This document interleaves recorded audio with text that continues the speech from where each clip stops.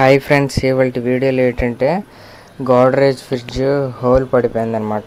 పొడిస్తారనమాట, whole అయిపోయింది, gas gut leak అయిపోయింది. ఇదైతే ఫ్రీజర్ బాక్స్ అయితే కొత్తదైతే మార్చుకోవాలన్నమాట. చూస్తున్నారు కదా. ఇప్పుడైతే ఫ్రీజర్ బాక్స్ అయితే రిమూవ్ చేశాను. ఈ హోల్ ఉంది కదా, ఈ హోల్ వెళ్ళి మన ఫ్రీజర్ బాక్స్ అనేది పైపులతో సహా లోన్కి ఫిట్ చేయాలి. కాయిల్ అయితే ఫ్రీజర్ బాక్స్ రిమూవ్ చేసిన తర్వాత మళ్ళీ కొత్త ఫ్రీజర్ బాక్స్ అనేది ఎక్కించాను అనమాట. చూస్తున్నారు కదా, ఫ్రీజర్ బాక్స్ పైప్ అక్కడ వైట్ కలర్లో కనిపిస్తుంది, దాని క్యాబ్లరీ కూడా కనిపిస్తుంది అనమాట. చూస్తున్నారు కదా. ఇప్పుడైతే మనం కంప్రెషర్లో ఆయిల్ అనేది మనం రిమూవ్ చేసాము ఆల్రెడీ. ఇప్పుడు ఆయిల్ అనేది ఫిల్ చేసుకోవాలి. నేను ఎలా చేస్తానంటే జనరల్గా మనం డైరెక్ట్గా లైన్ పిన్ వాళ్ళకి లైన్ పెట్టేసి డైరెక్ట్గా కంప్రెషర్ ఆన్ చేసి ఇంకో సెక్షన్ లైన్ అనేది క్లోజ్ చేసి లాగిస్తాను అనమాట. అది ఆటోమేటిక్గా అప్పుడు లాక్కుంటుంది అది. చూస్తున్నారు కదా. ఇలా లాక్కున్న తర్వాత కంప్రెషర్ అనేది ప్రాపర్గా ఎంత మనం ఫిల్ చేసామో అంత ఫుల్గా లాక్కునేటట్లు అదే విధంగా ఆయిల్ అనేది వేసుకోవాలన్నమాట. ఇప్పుడైతే దీనికి కండెన్సర్కి కాపర్ పైప్ అనేది అటాచ్మెంట్ చేస్తున్నాను. ఎందుకంటే కాపర్ పైప్ అనేది వెల్డింగ్ అనేది అక్కడ కండెన్సర్ ఇది సెట్ అవుతుంది. ఎందుకంటే కాపర్ పైప్ వేసి మనం కొంచెం సెట్ చేస్తాం అన్నమాట. చూస్తున్నారు కదా. కొంచెం అడ్జస్ట్మెంట్ అనేది చేసుకోవాలి. ఎందుకంటే అడ్జస్ట్మెంట్ చేయలేదనుకోండి మళ్ళీ అక్కడికి వచ్చి మళ్ళీ కట్ చేసి మళ్ళీ దాన్ని ఇచ్చేసినప్పుడు మళ్ళీ కాపర్ పైప్ అనేది బెండ్ అయిపోవడం కానీ వెల్డింగ్ దగ్గర ఇరిగిపోవడం గట్రా జరుగుతుంది అనమాట. బాగా ఎమిరి కొట్టిన తర్వాత మనం అది ఎమిరి అనేది మనకి లోన క్లాత్ అదే మొత్తం పెయింట్గా టూడిన తర్వాత దాంట్లో ఫుల్ ఫ్లెడ్జ్డ్గా ఎక్కించి నీట్గా ఎమిరి అనేది కొట్టిన తర్వాత దాన్ని మనం ఇచ్చేసుకోవాలన్నమాట. వెల్డింగ్ అనేది చేసుకోవాలి.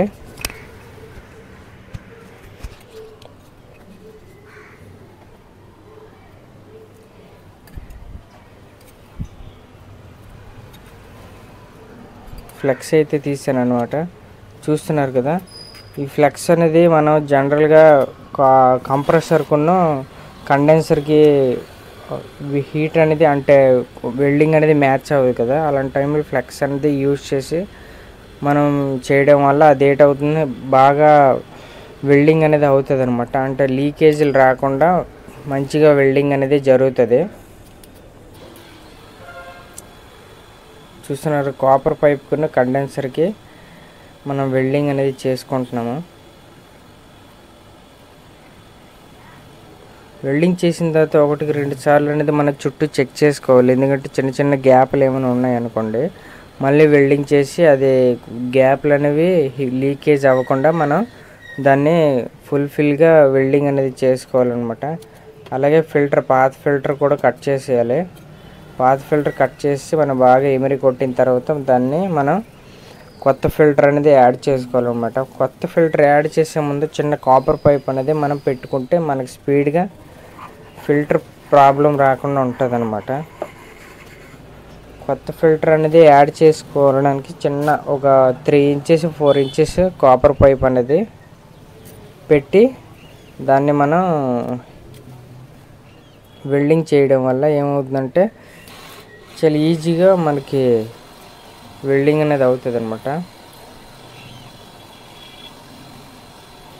ఇది కూడా సేమ్ అంతే, ఫ్లెక్స్ ద్వారా మనం వెల్డింగ్ అనేది చేసుకోవాలన్నమాట. ఎందుకంటే మనకి సరిగ్గా వెల్డింగ్ అనేది జరగదు. డైరెక్ట్ కాపర్ పైప్ అనేది వెల్డింగ్ అనేది అవ్వదు అనమాట. కొంచెం ఫ్లెక్స్ యాడ్ చేయడం వల్ల చాలా వేగంగా నీట్గా అయిపోతుంది.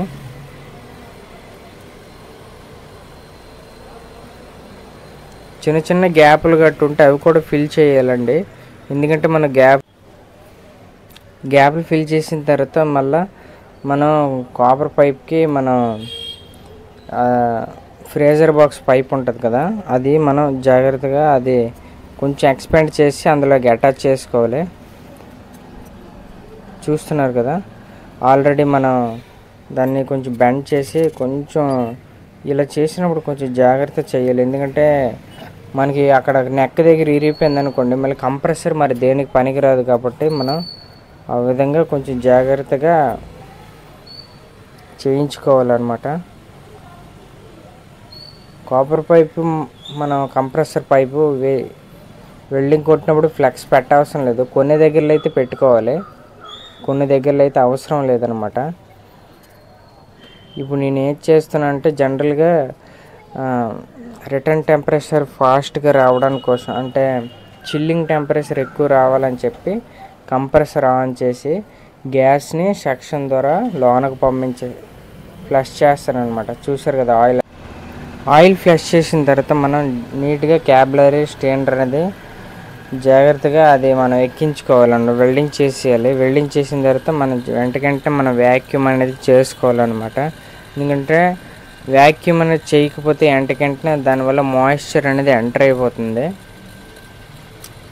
చూస్తున్నారు కదా, ఆల్రెడీ నేను క్యాబులరీ అనేది ట్యాగ్ వేసి నేను లాక్ చేశాను. వ్యాక్యూమ్ ఫుల్ ఫ్లెడ్జ్డ్గా చేసిన తర్వాత మనం గ్యాస్ అనేది ఎక్కించుకోవాలి. గ్యాస్ వస్తుందో లేదో టెస్ట్ చేస్తున్నాను. ఇలా టెస్ట్ చేసుకున్న తర్వాత గ్యాస్ వచ్చినప్పుడు మనం వెంటనే దాన్ని వెంటనే గ్యాస్ అనేది ఎక్కించుకోవాలి. గ్యాస్ ఎక్కించిన తర్వాత మనకి ఎంత ఐడియల్ ప్రెజర్ అనేది ఫస్ట్ సెట్ చేసుకోవాలన్నమాట. సపోజ్గా మనం గ్యాస్ ఎంతో కొంత ఎక్కించి మొత్తం ఒకసారి ఆన్ చేస్తుంటే కాదు, ఫస్ట్ ఐడియల్ ప్రెజర్ దానికి 40 to 50 ఉండాలి. కాబట్టి R600 గ్యాస్కి మనం ఏం చేయాలంటే ఫస్ట్ గ్యాస్ అనేది అంత ప్రెజర్ అనేది పెట్టుకోవాలన్నమాట. పెట్టిన తర్వాత ఒక 1 minute 2 minutes తర్వాత గ్యాస్ ఎక్కించిన తర్వాత మనం ఆన్ చేసి చెక్ చేసుకోవాలి ఎంత రిటర్న్ ప్రెజర్ ఉంది, మనం ఎంత తగ్గించుకోవాలి, ఎంత పెంచాలా లేదనేది మనం చెక్ చేసుకోవాలన్నమాట. నేనైతే రిటర్న్ ప్రెజర్ 0 to 1 పెట్టాను అనమాట. చూస్తున్నారు కదా, గ్యాస్ పెట్టుకున్న తర్వాత మనం 5 minutes 10 minutes తర్వాత ఆన్ చేసాము. చూసారు కదా, ఇప్పుడైతే ఒక 1/2 hour తర్వాత మనకి కూలింగ్ అయితే అవుతుందన్నమాట. ఇసుకలాగా ఉంది, చూసారు కదా. ఓకే ఫ్రెండ్స్, ఈ వీడియో నచ్చితే లైక్ చేయండి ఫ్రెండ్స్.